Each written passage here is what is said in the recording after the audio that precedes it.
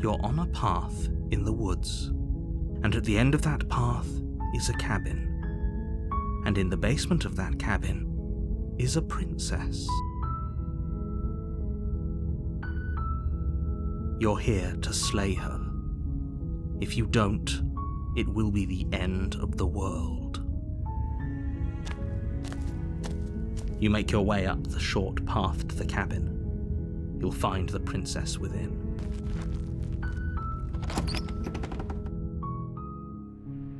The interior of the cabin is almost entirely bare. The air is stale and musty, and the floor and walls are painted in a fine layer of dust. The only furniture of note is a plain wooden table. Perched on that table is a pristine blade. You take the blade from the table. It'd be rather difficult to slay the princess and save the world without it. The door to the basement creaks open, revealing a staircase faintly illuminated by an unseen light in the room below. This is an oppressive place. The air feels heavy and damp, a hint of rot filtering from the ancient wood. If the princess really lives here, slaying her is probably doing her a favor. Don't be a stranger. It's been so long since I've had any visitors. Come on down. And there you are. Are you here to kill me or something? You ignore the trembling in your hands and tighten your grip on the blade. You poor thing. Your hands are shaking. Are you scared of me? Because you should be. You step forward, your grip on the blade tightening as you steel your resolve. I'm probably chained up in this basement for a reason, right? And if that knife is the only weapon you have, you'll have to get close enough to use it. So, you should just drop it. Best not to risk finding out what I can do. The blade tumbles out of your trembling hands and drops to the floor with an unceremonious clang. Thank you. Maybe now we can just talk. Don't think that just because I'm the one in chains, it means you have a right to interrogate me. One way or another, I'm going to find a way out of here. You can make it easier for both of us if you help. And if you don't, I can promise that you'll come to regret that decision. You have to make a choice. Let's hope for all our sakes it's the right one. You charge the princess, blade in hand, but unfortunately your earlier suspicions proved correct. A blade of her own slips down her sleeve and catches you in the neck. Blood sprays from the cut, your severed carotid artery painting the princess with strokes of red. You better finish your task quickly before you run out of time. With the last bit of your will, you press forward, sinking the blade deep into the princess's heart. Oh. The two of you collapse on the floor together, rapidly bleeding out. Somehow, I thought this would turn out a little differently. But I wonder, do you really think that this was enough to stop me? It's like she's convinced she can't die. But you don't have time to worry over such things. Everything goes dark, and you die. The interior of the cabin is a jagged mess of warped wood and broken boards, their splintered edges as uninviting as shattered glass.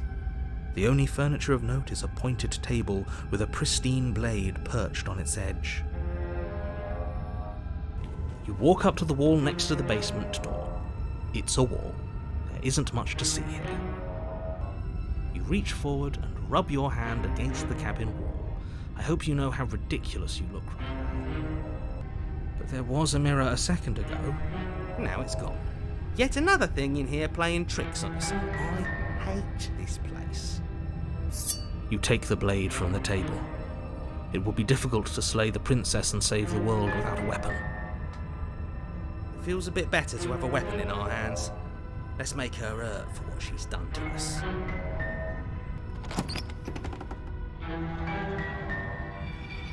door to the basement creaks open, revealing what must once have been stairs. The fractured slats look as if they've been torn from their source and violently jammed into the wall. The air seeping up from below has an almost metallic quality to it, like the smell of fresh blood. And you can hear what sounds like the rhythmic scraping of metal coming from down below. If the princess lives here, slaying her would probably be doing her a favour. That's right, scraping. I told you she has something, I told you. That sound could be anything. It's probably just her chains dragging across the floor. I am begging you to get out of your head. Her grating voice carries up the stairs. I hope you've come to rescue me. I've been stuck down here forever. There is something so wrong with that voice. Yeah, she thinks she's better than us, like she doesn't even have to put on an act this time. As you descend the final step, the form of the princess comes into view, her sharp eyes following you from across the room. I wonder if she remembers us. Finally, somebody! Quick, get me out of these chains. We're not safe here.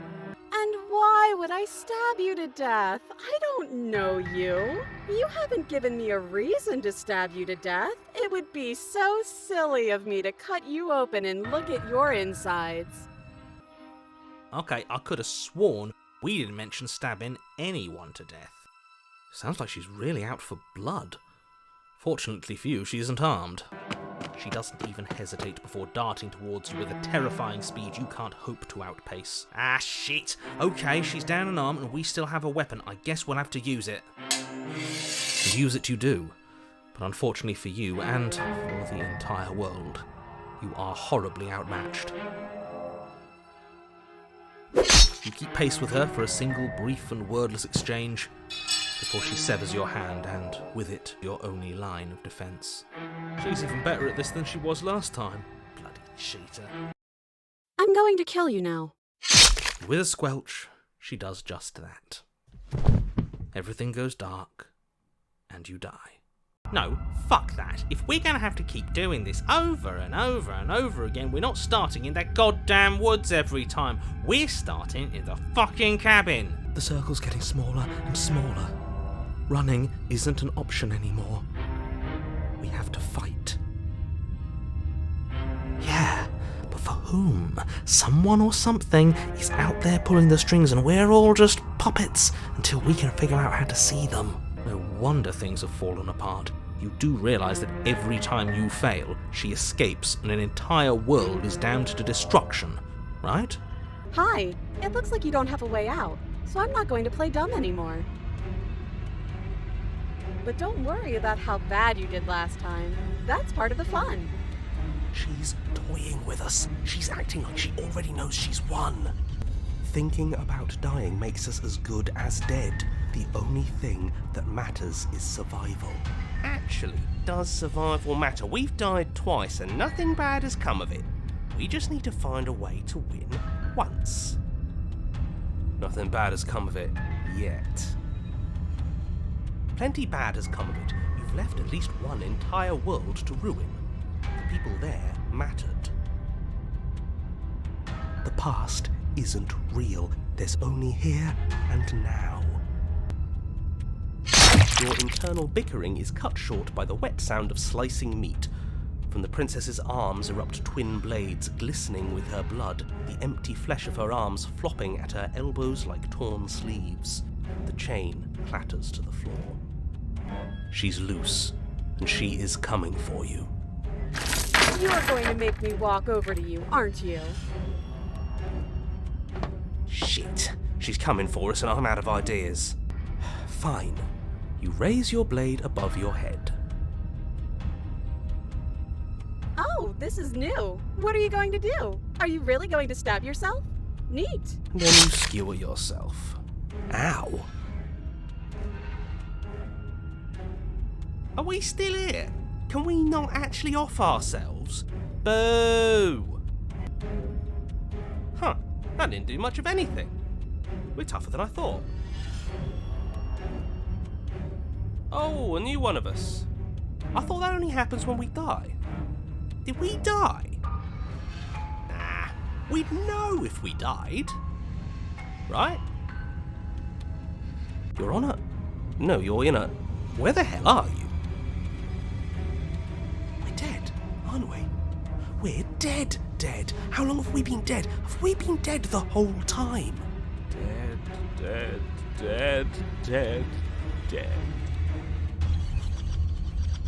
Stop saying dead, all of you. We might have died a second ago, but right now we're extremely not dead. This is all horribly wrong. How many times have you been here? This is 4. No wonder everything's such a mess. This wasn't supposed to go past 1.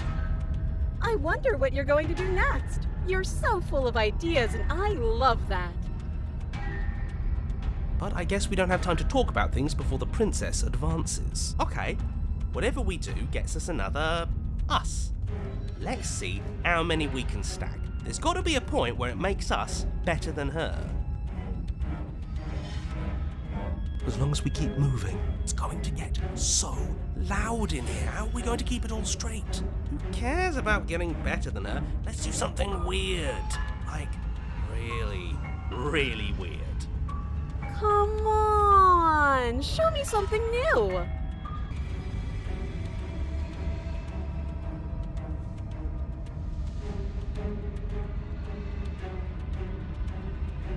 I got something ready for you while you were gone. Do you want to see it? Here we go, now. The princess's skin twists, splitting into red blooms of raw meat as it stretches and tears. Then it erupts. She becomes a wave of blood and viscera, pieces of her splattering against the walls. All that remains in the center of the room is a skeleton of blades. A heart beats furiously in its cage of a chest. We're screwed. I quit. I'm done. Forget it.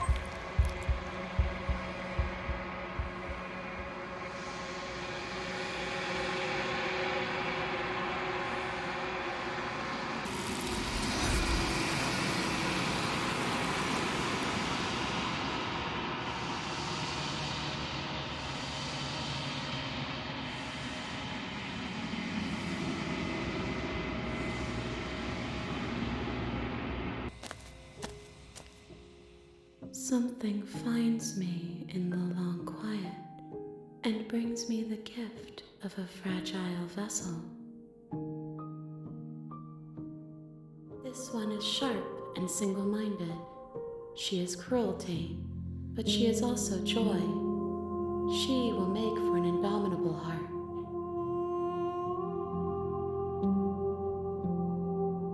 Do not mourn her.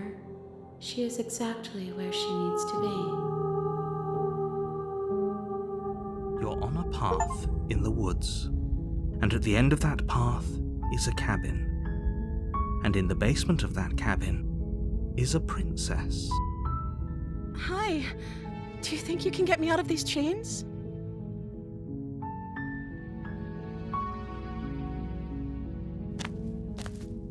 You're only making this more difficult. Thank you. Thank you.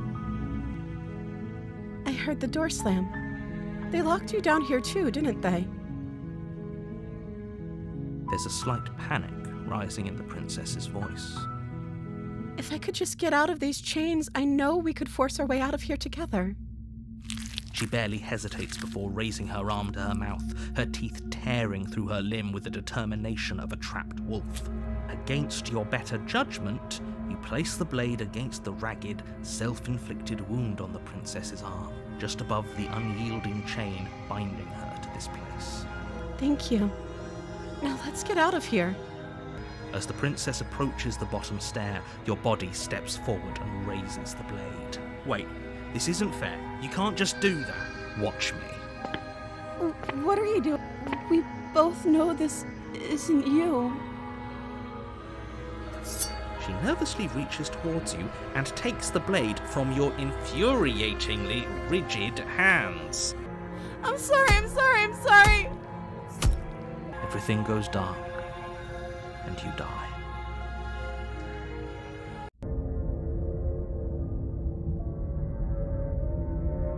My tricks? What on earth are you talking about? We just met for the first time.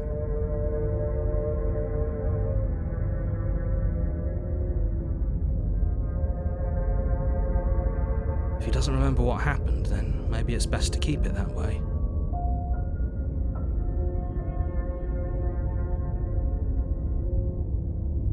Yes, he didn't approve of us last time, did he? If we're going to save our beloved, we'll have to be sneaky about it. Our beloved? Yes, you'll have to be very sneaky about your intentions if you're going to try and save the princess. Ah, so all of the cards are on the table. Then you should know that we and the princess are in love, and the four of us will be foiling any and all assassination attempts you've got in the works. Sounds like he's the sort who'd sacrifice the whole world for a peck on the cheek. What can I say? A world without love is a world that isn't worth saving.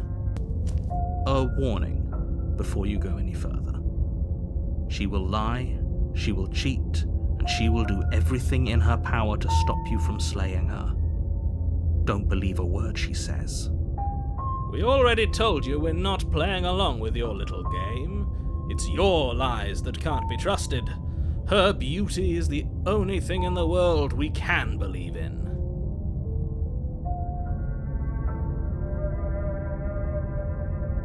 I think we've already been over this. I'm pretty sure he just likes the sound of his own voice. I do, but I also speak from the heart. My passions are too great to be stifled. They must be expressed. Sure, yeah, your passions are strong and all, but not everyone needs to hear them. Some things are better kept quiet.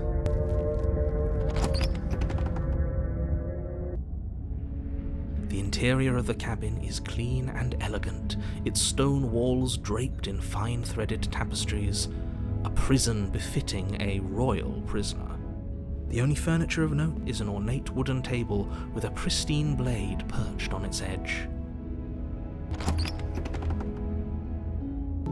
A soft voice carries up the stairs.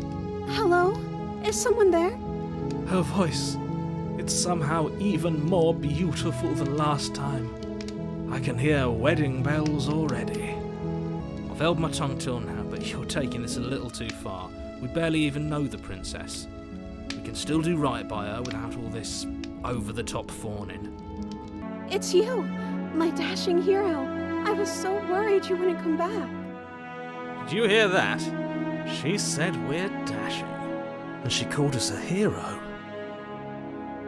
Flattery really goes a long way with the two of you, doesn't it? Do you think she has someone like him telling her what to do? She doesn't. There's no one else like me. I think he's right, because I like it better if she doesn't have some horrid little voice like him, always trying to drive her to violence. I don't know. Was I supposed to have ended the world? Would that have made you happy? You approach the princess and gingerly slide her hand from her bindings. That shouldn't have worked. I'll be damned. We're doomed. I'm free, and you're not trying to kill me this time. Thank you. Thank you so much. The princess jumps up and smothers you in a joyful embrace. Ugh. What do we do now? I don't actually know. Nobody's ever asked me what I wanted before. I think I want to leave, and I think... The princess closes her eyes in deep reflection, and then she shrugs. I don't know. What do you want to do? That sounds perfect.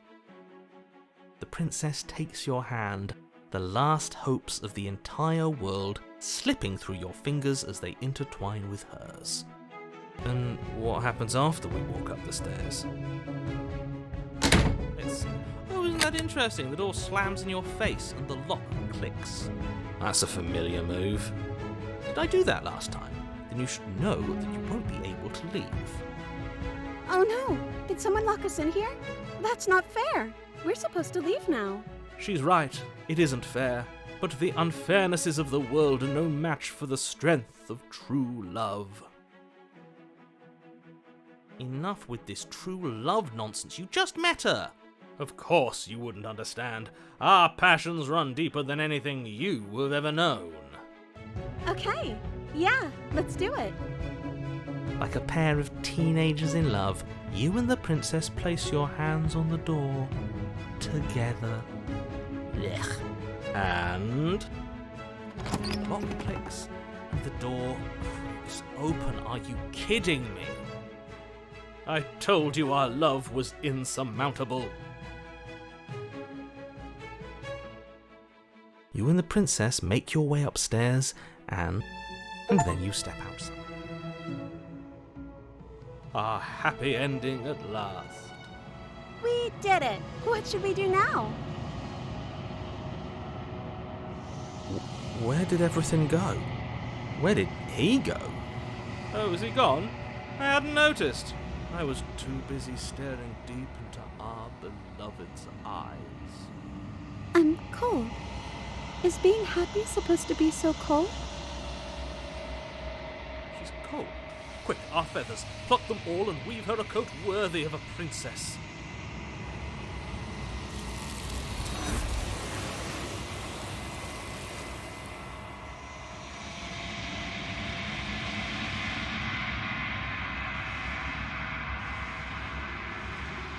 She's gone. Where did she go? Should we try and find her?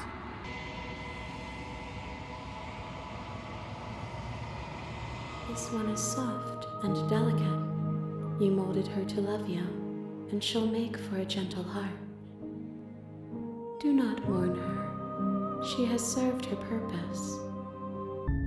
You're on a path in the woods, and at the end of that path is a cabin. And in the basement of that cabin is a princess.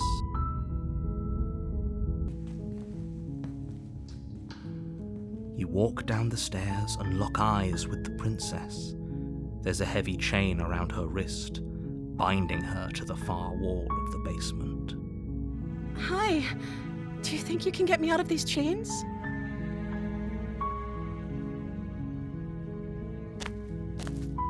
You're only making this more difficult. Thank you. Thank you. You're making a huge mistake. No, you're doing the right thing. You walk up to the chains binding the princess to the wall and give them a tug.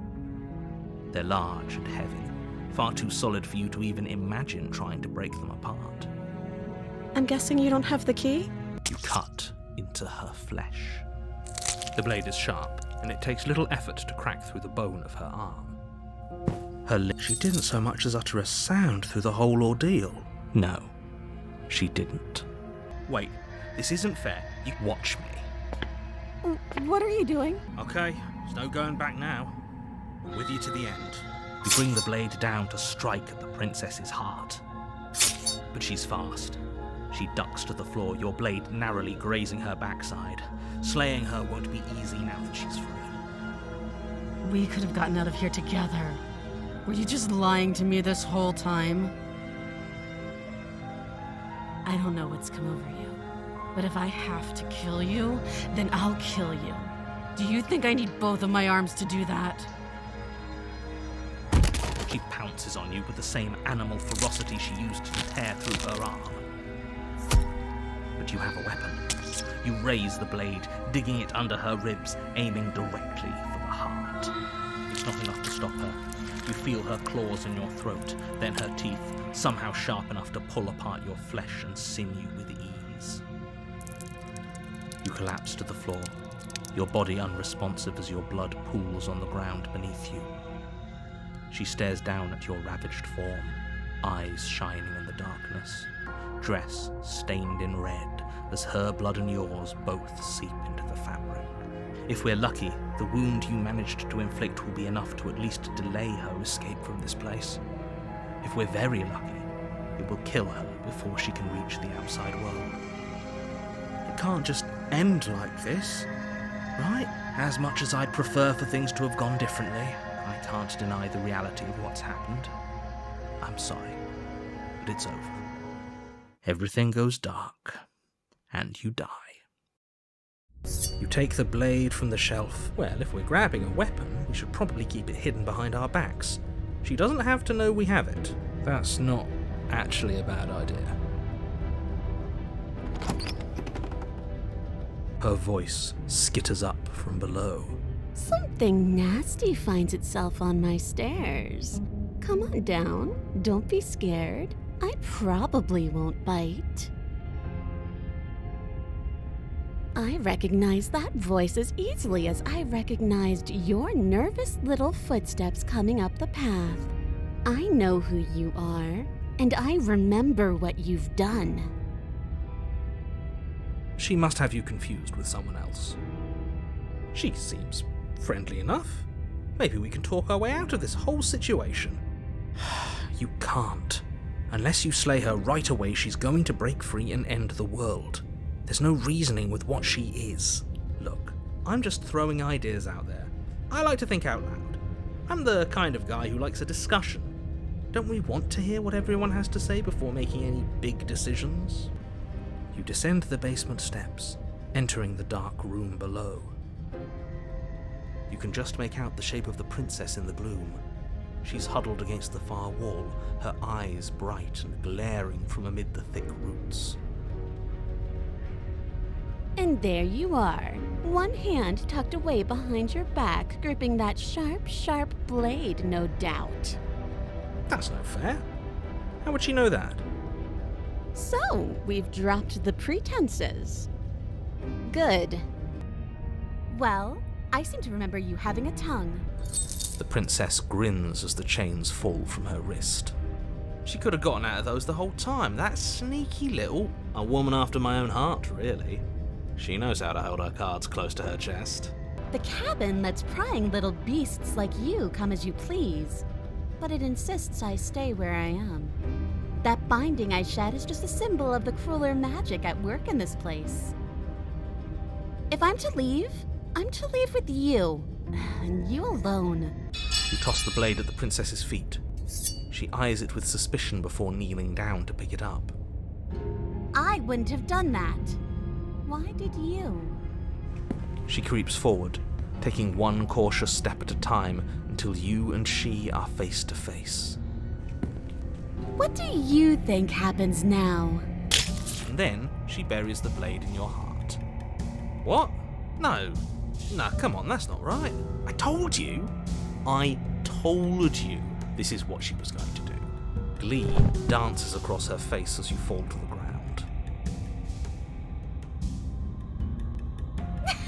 I did it! I got you! You... The princess seems to tremble, her smile fading quickly, replaced with concern. Her nervous eyes brim with tears. Why? Why did you let me do this? But you don't have the strength to respond, nor do you have the time. Of course she stabbed us. We gave her the blade, which, I might add, I voted against. But the whole point was that she wasn't supposed to do that. The whole point of giving her the blade was to break the cycle of violence, and she just killed us anyway. Maybe she won't be as keen to betray us this time. We've already proven to her that we can change. Maybe that's all it'll take to show her that there's another way to do things. You know, maybe you're right. In which case, I suppose the only thing to do is to get back to the cabin and give it another try. The only furniture of note is the crisp shell of what was once a table. A pristine... Wait, this isn't right. There's supposed to be a pristine blade. Why isn't there... We gave it to her last time. She can't still have it, can she? I wouldn't be so hasty. I'm sure the blade will turn up somewhere. She can't have it. That's not how this is supposed to work. I'd say this feels like a trap, but you practically said as much. Yet you still want us to keep going. They're only thorns. I'd say getting a few scratches in exchange for the lives of everyone in existence is a fair trade. I'm sure you'll manage. I think you know how this goes. I'm down here and I can't leave. So, come down and talk. It's not like I can stop you. You step out into what was once a vast open cavern, now overrun by briars and prickles and thistles. The space thick with hostile vegetation. At the heart of it all, encased in a tight weave of vines, is the princess, her bloody, trembling hands clutching a pristine blade. Did you know this was going to happen to me? Are you here to watch me suffer? Are you here to laugh? I want to trust you. Her grip tightens on the blade. But you're hiding something, aren't you?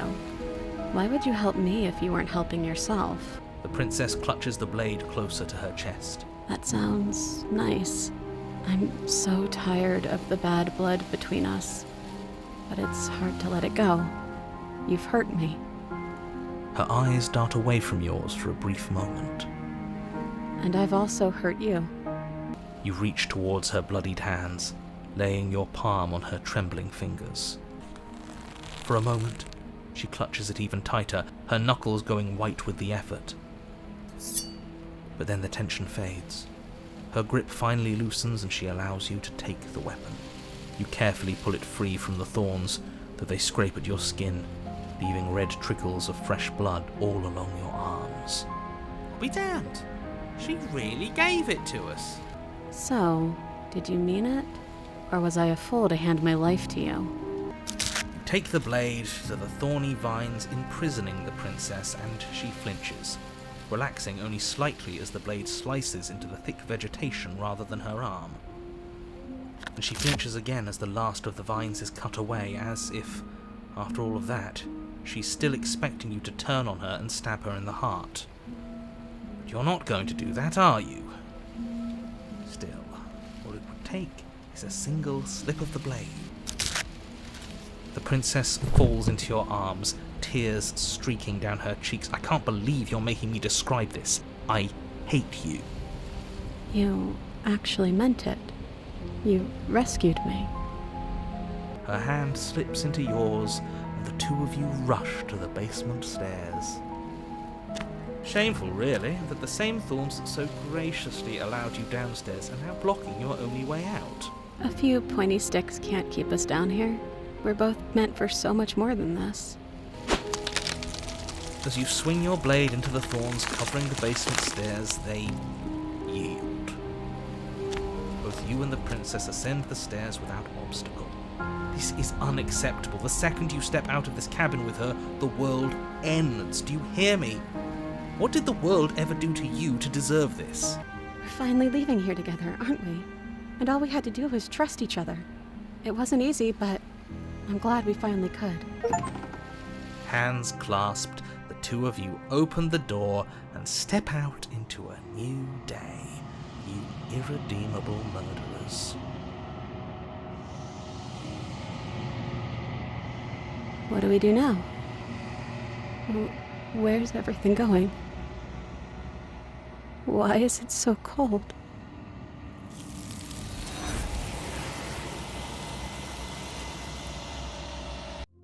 This one yearns for connection she feels she doesn't deserve. Even when shown compassion, she hid herself away. She will make for a cautious heart. Do not mourn her. She isn't alone anymore. The interior of the cabin is almost entirely bare. The air is stale and musty. The blade is your implement.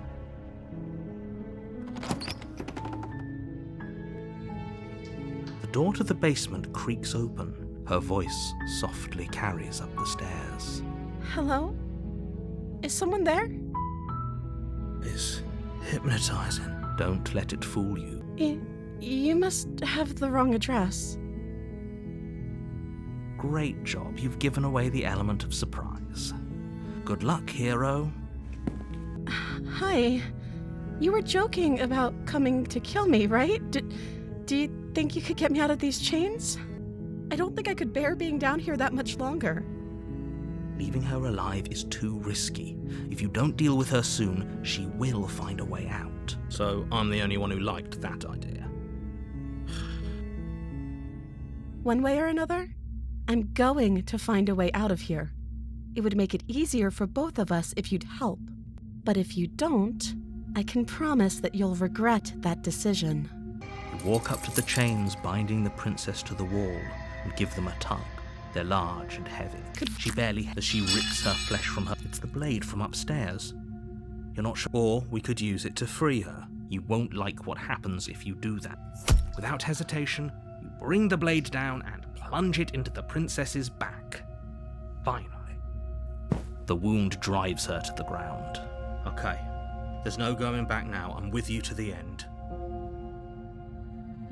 You bastard! Were you lying to me this whole time? The princess pushes away from you, the motion ripping the blade from her back. Wounded, but still alive, she crouches on all fours in the corner of the room and meets your eyes with the ferocity of a cornered predator. You've made a terrible enemy, and there's nothing in the world that can possibly save you from me. Don't waver now. As you ready your blade to deliver a lethal blow, she lunges at your legs with the same animal ferocity she used to tear at her arm. Your knife cuts into her again and again, and forget about trying to rescue. You seize a moment of hesitation to throw her off of you and shakily push yourself back to your knees. We can still turn this around. Are you serious? As what's left of your blood pools around you on the cobblestone floor, the blade falls from your trembling hands and clatters uselessly against the ground. I suppose you simply lacked the will to finish the job.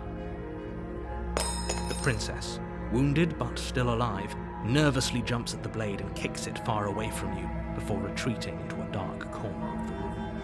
Her shining eyes watch you from the darkness, unblinking and curious as you bleed out. After all this time alone, I thought I'd finally found a friend, but you were just another monster, weren't you? This is the end, isn't it? Before you can answer, everything goes dark, and you die. Does a cat lie to a cornered mouse when it plays with its freedom? Or is it just acting out its nature? I don't see why that matters. A lie's a lie, and if anything, she's the one who's cornered. She could have gotten out of there whenever she wanted to. We should trust nothing that she tells us, only what we hear and smell. That's a very roundabout way of saying that you should listen to me and take this seriously. Maybe. The air seeping up from below is oddly warm and wet, as if you're descending into a jungle. If the princess lives here, slaying her would probably be doing her a favor. She growls up the stairs. I can smell you. She sounds almost feral, impatient, or maybe eager. You carefully make your way down the stairs. The last step gives way to the damp earth floor of a starlit pit. The walls are obscured by an impenetrable darkness, giving the illusion that the room might stretch on forever. You brush against the wide leaves of plants that surround you on all sides, seemingly the only living things that occupy this strange underground wilderness. The jungle is pressing in on us, hiding her from view. She could be anywhere. I can hear your heart pounding from the bottom of the stairs, fledgling. You're right to be terrified. I'm so much more than you. And a little splinter clutched in trembling hands won't save you from me. A shiver rushes up your spine and pulls you upright. The air's shifting. She's getting ready to pounce. Move, now. You lunge, picking a direction on instinct. As you land, you're buffeted by a gust of air disturbed by the sudden motion of a massive body. The princess. In an instant, she's pounced on the spot where you would have been, her chains rattling across the floor behind her. Before you can blink, she's gone, vanishing once more into the shadows. But you still feel her gaze off. You're faster than you were before, but you're still meek, reactive, prey. I want to swallow you whole, and I will get what I want. You have no exit. You have no hope. You live and die by my whims, and my whims alone. So many useless thoughts run through your head. Thinking. You'll never hurt me if you keep thinking. She's coiling for another strike. Be somewhere else. We're on the back foot. The back foot keeps us nimble, keeps us alive. The steel claw is small and she is large. It's dangerous to fight back. It should only be a last resort.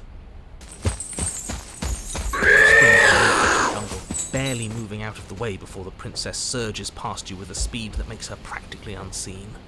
We're playing dead. It's unexpected. It could work. As the princess lunges from the shadows once more, you collapse to the ground, feigning death. She lands directly on top of you with her full weight, nearly crushing you into the dirt, but then silence, only broken by the sound of your beating heart. It actually worked, didn't it? Only, what do we do to make her leave? Do we just keep playing dead? She sniffs at you, shifting her weight uncomfortably as her face finds yours. Her breaths are hot and oppressive against your skin. Have you seen my great big eyes? Because they see you, fledgling. They see your heartbeat pulsing in your throat. Move, now! But it's too late for you to move. Her jaw unhinges, and she swallows you whole. I guess that's it then, isn't it? Unfortunately for you, no. This isn't it. You are in a dark and caustic place. A thick, fibrous lining constricts around you, its slick surface impossible to grip. Your hands scrabbling uselessly at your surroundings as they compress in on you. Your lungs can barely expand in such a tiny space. When I killed you, I tried to leave this place, but it wouldn't let me. You belong down there, it screamed at me. The world is better off without you in it. I learned from my wounds. You're alive now. We can leave together. Does that work? Could she free herself if we're alive in here? You still have that steel claw. Tear through her before we are her. Survive. Or we could use it to make this quick for ourselves. If she needs us in order to leave, we could at least deny her that. That is a bad thing to do. I'm so very, very patient. If it takes lives and lives and lives to swallow my way to freedom, then that is what I'll do. Your body is violently jostled, the disruption causing burning skin to slop from raw muscle, and you hear what you can only assume is the princess pulling against the door to the cabin. The cage is still locked. I don't think we can talk our way out of this. We are drowning in death. There's no more space for words. Oh, can I? The click of what you presume to be a door ripples through the layers of suffocating flesh. That wasn't so hard. You feel her take another massive step, and then another, and then it's gone quiet, hasn't it?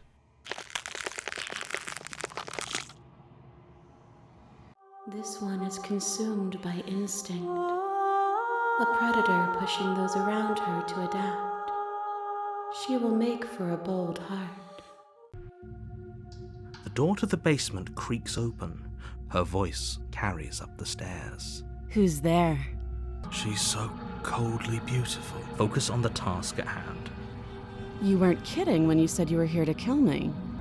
That giant knife you're holding kind of gives it away, doesn't it? The blade tumbles out of your trembling hands and drops to the floor with an unceremonious clang. Thank you. Maybe now we can just talk. If I'm supposed to be capable of ending the world, then how did I wind up here, chained to a wall? Have they told you why I'm allegedly so dangerous? How sweet. Now be a pal and help me get out of here, would you? We could figure out how to deal with them after I'm free.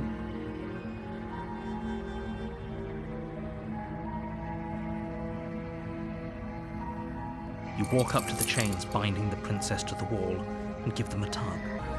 I'll be here. You attempt to make your way out of the basement. Is someone else here? I heard the door slam. They locked you down here too, didn't they? The knife. Pick it up and cut me out of here. You won't like what happens if you do that.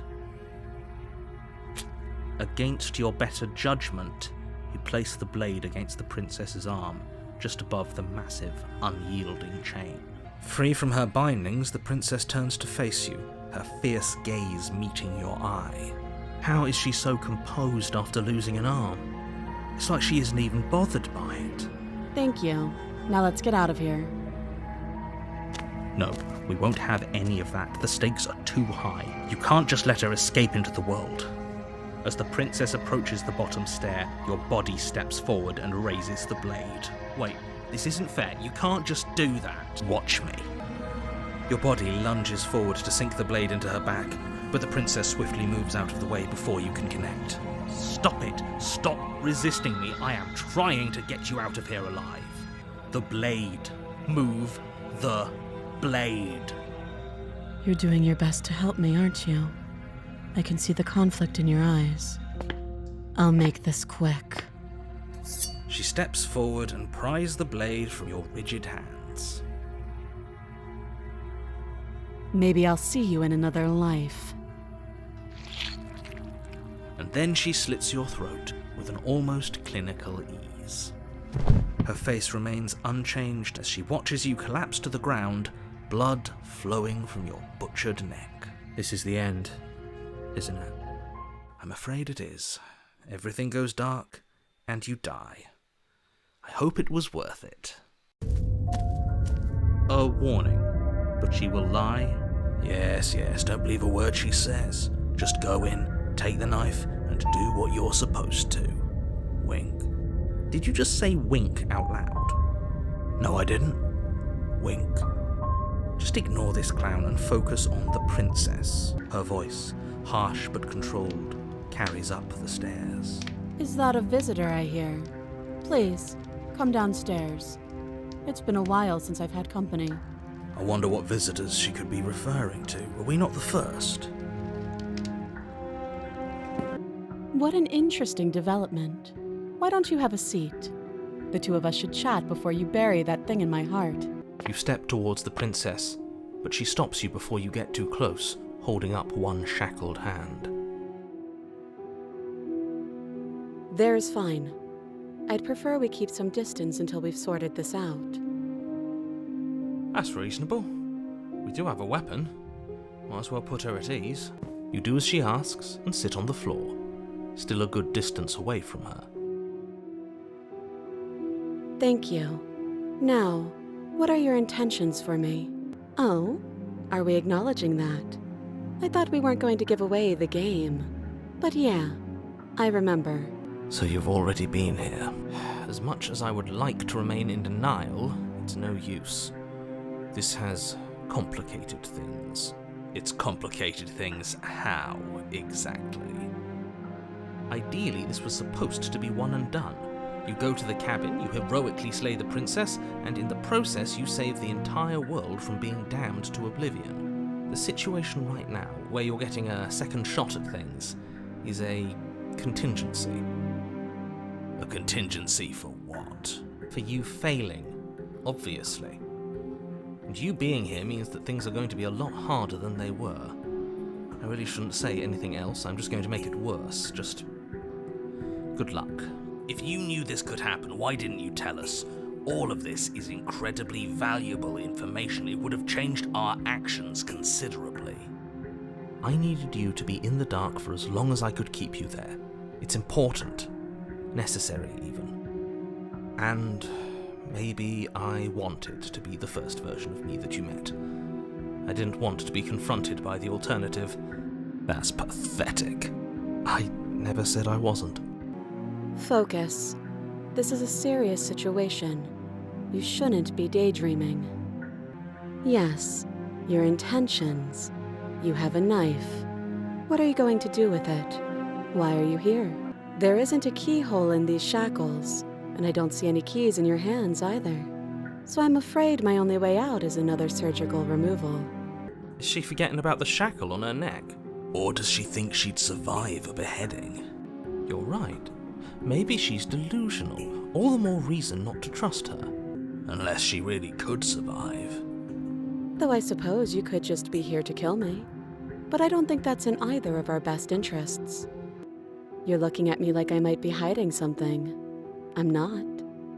I guess it's possible she really doesn't know anything. Maybe both of us are stuck in this loop without any idea why or how. No. Like I trust you to come any closer with that knife.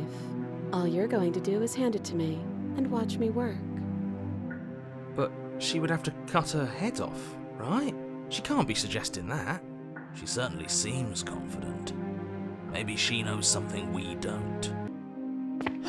Against your better judgment, you approach the chain dangling from the far wall. The princess watches you with faux disinterest as you inspect it, though she can't fully hide her curiosity. I don't want to say what I'm supposed to say next. What is that supposed to mean? It sounds bad. Is it bad? Yes, it's bad. Come out and say it then. You're just wasting time. As you hoist the shackle, its heft shifts within your grasp, as if pulled by some odd magnetism. Before you can so much as blink, it practically leaps from your hands, snapping around your neck. And, as if your situation weren't bad enough, the same magnetism repels your blade, which is flung from your hand and sent skittering across the floor of the basement. Excuse me? Yes? Are we stuck here now? Yes. Huh, so it does fit. And I guess it doesn't like your knife. We're stuck here together, aren't we? That's funny. What are we supposed to do now? Can't even cut ourselves out. Guess we'll starve. That's horrible. It's not all bad. We learned a valuable piece of information. Not to touch things we're specifically told not to touch? No, that there's something special about this loose chain. It's clearly important. Wait, I guess. Maybe something else will happen. Maybe not. You and the princess wait in silence, though neither of you knows what you're waiting for. But you're waiting for something. You're waiting for anything. This is so boring. There must be something we can do to get out of here. There must be something we're missing. But there isn't. Time passes. And let me guess, the cabin remains the same. If time is passing, the cabin can't be the same. Even if the differences are small, they have to exist. That's just how things work.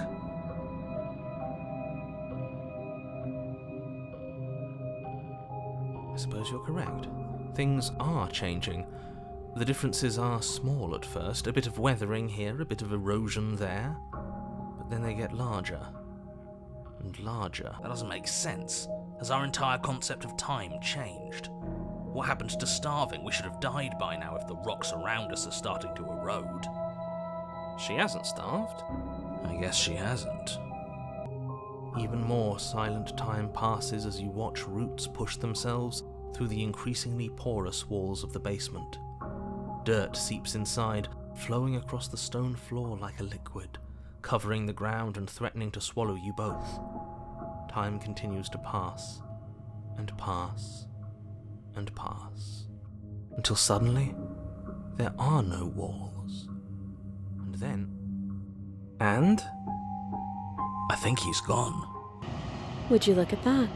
We made it out of the cabin, and nothing bad had to happen to either of us. So this is the outside world. It's cold.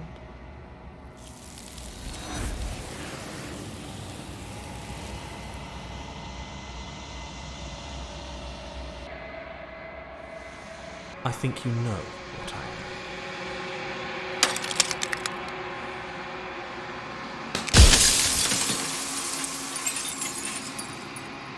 The narrator. Yes. I suppose that's my job, isn't it?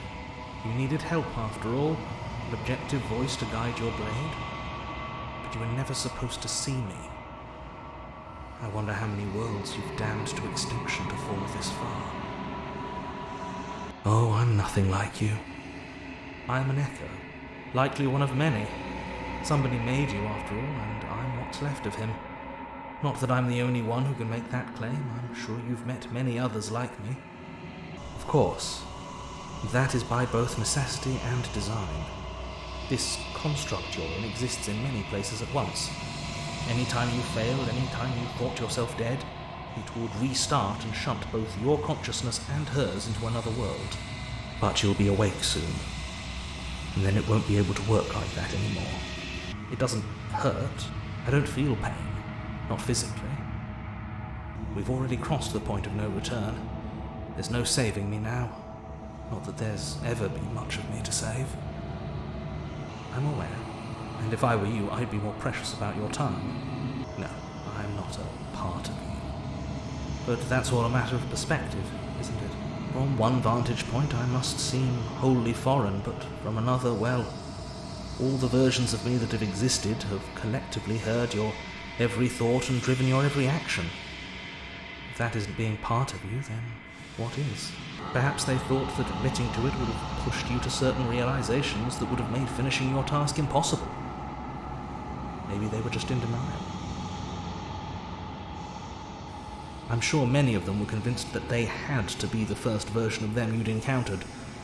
Anything else would have been too existentially unpleasant.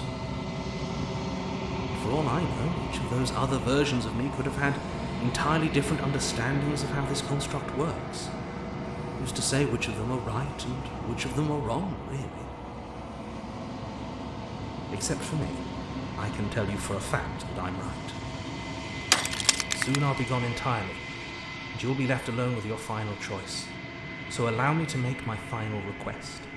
The princess contains death itself within her, but I wove you into being with all the power you need to destroy her forever. Do it. Slay her, and rid the world of death and suffering. Of course not.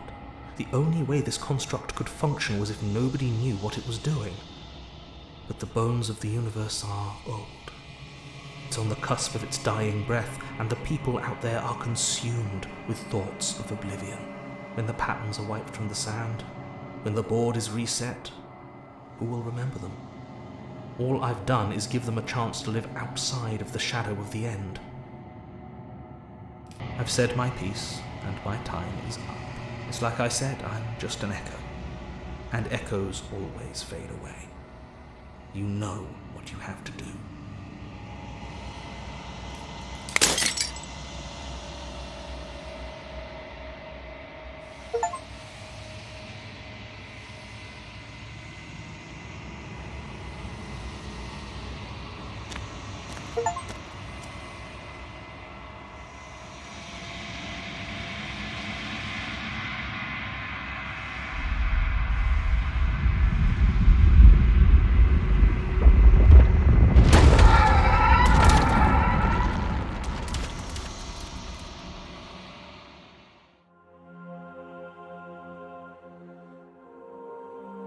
I can finally see you, and you can finally see me.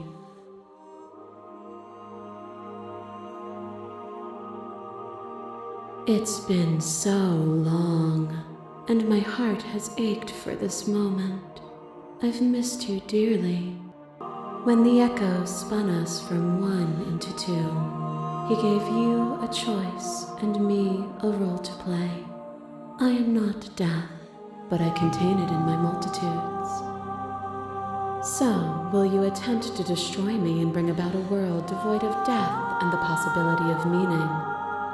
Or will you open the final doors to our liberation? But we cannot use words alone to grasp at things that words cannot express. And you cannot rationalize with logic that which defies it. Violence and passion are dances that both of us know well. If this is what it takes to enlighten you, then so be it.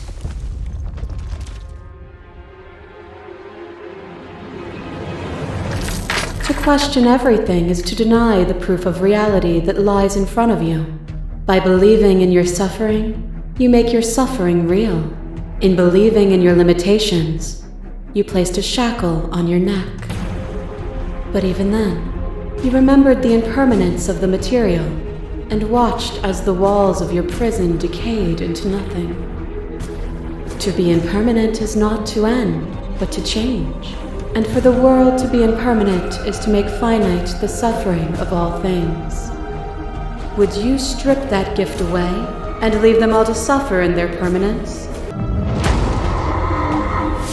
You are devoured. Pray for something bigger than you that stalks and slinks in shadows.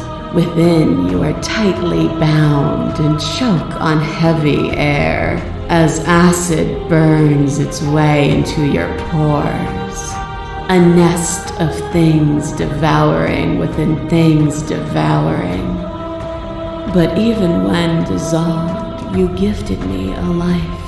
Perhaps it was fear that drove you. Perhaps it was compassion. But the outcome of an act matters more than its intentions.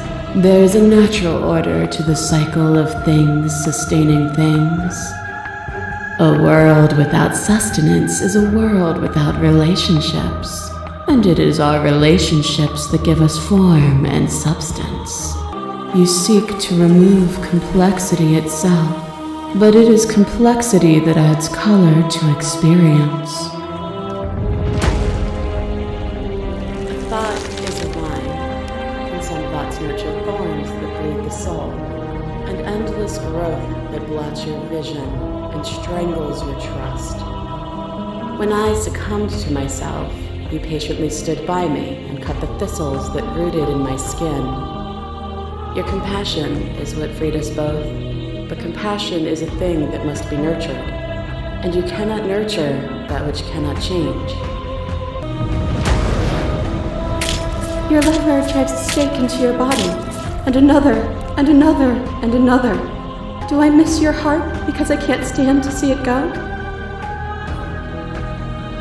But the stakes meant nothing to you. You had a desire, and you set that desire free. You lifting me and me lifting you. Forever and ever and ever. Consumed by true belief, there was nothing that could hold us back.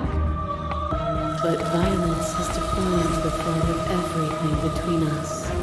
Do not deny what we are, and do not color a conflict with fear. A boundless torrent of blades cut you from boundless angles. You are a body. You are gory ribbons. You are a body again. And you feel all of it. On and on it goes until your bodies are not your thoughts, are not you.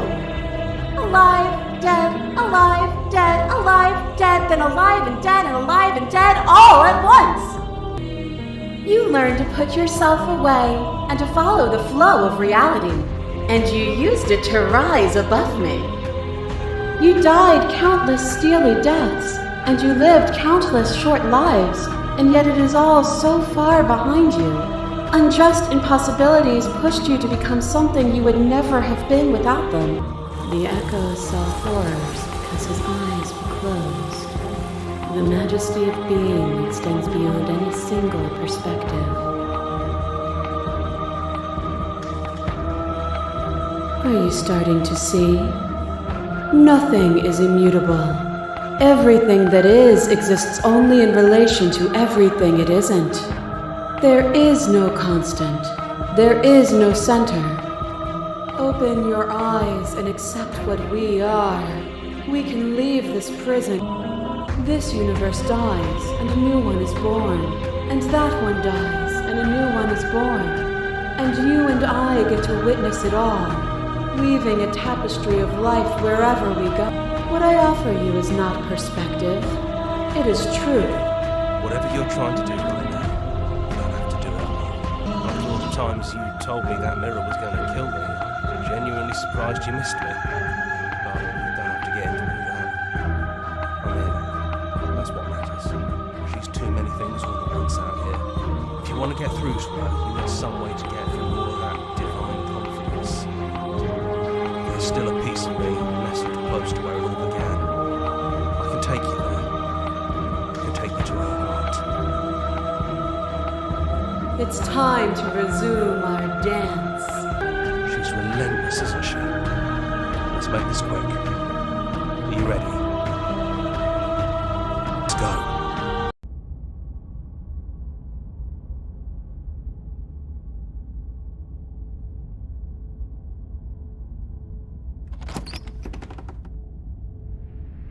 And here we are. I'd say we were back where it all started, but I guess it's a little after that, isn't it? Do you need me to describe things? Yeah, of course. The interior of the cabin is, well, it's a cabin, yeah? There isn't much here, just a table and a knife and a door. And some windows. You know, come to think of it, I don't think he ever really mentioned the windows, did he? There's no mirror, either. I think you broke it. And I know you're still trying to find some middle ground, but if things go south, we're going to need that blade. That's probably for the best. It's always seemed to give us more options than not. The stairs. Do you remember the first time we were here? The first time we heard her voice? Have you figured out what you want to do yet, or are you going to keep trying to find a center that doesn't exist? It sounded just like that. A little sharp, a little menacing. Only she didn't know us. And down we go. We shouldn't keep her waiting. And there you are, knife in hand. It really brings me back. Have you given up on talking? Have you finally decided to kill me? You'll have all of eternity to yourself after this. Why don't we chat a little before I go? I feel like I'm myself again. Well, I don't want to be at the end of that knife, so how about we figure something out? What if we tried doing this forever? I can do whatever you think I can, right? So, make me put it all back. Make me fix the Echo's construct and make me wipe our memories of everything that's happened. Make me send us back to the beginning, before we woke up. Before either of us saw the truth. Can she really do that? Are you sure that's what you want? Fixing that is on you, not me. If you want me to help them, you'll have to make me help them. And if we do, nothing is stopping us from making the same choice. We could just keep doing this forever. I don't think that's something we'll ever get to know, but odds are we've probably done it before. Who cares? We've hurt each other plenty, and I still like you. And if you're hesitating, then you must still like me, too. You brought that knife down here for a reason. Either you use it to kill me, or I use it to put things back. Well, if we change our minds, we change our minds.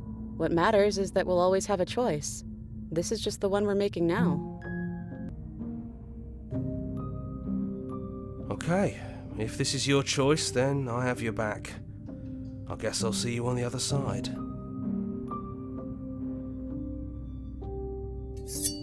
She takes the blade from our hand, a fondness in her gaze.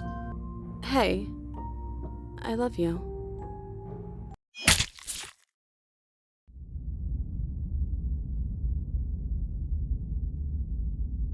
You're on a path in the woods, and at the end of that path is a cabin. You're here to slay her.